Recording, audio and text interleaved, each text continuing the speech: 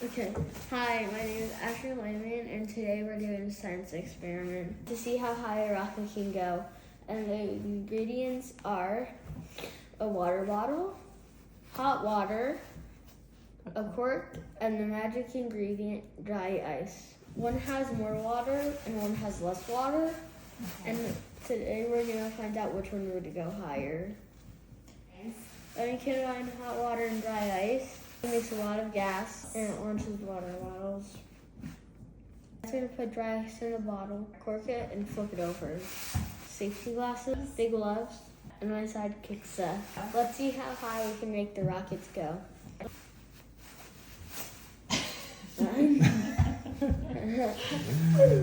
Ooh. This is experiment number 1. And we're using a little or a lot? A little bit. Okay. Okay, ready? Get ready to hand it to me, okay? Okay. Here you go. Okay. Here's your cork. Cork. Put down. 3. Whoa! How many kabooms high did that go? That went like so high. Okay, that was like too much.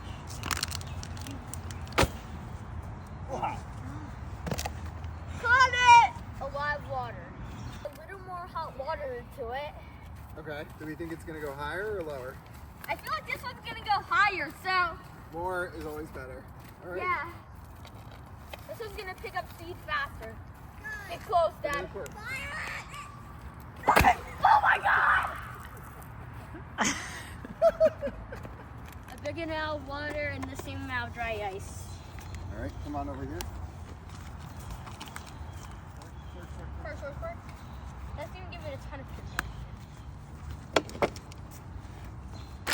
Let's go higher. Wow! Wow. Nice catch.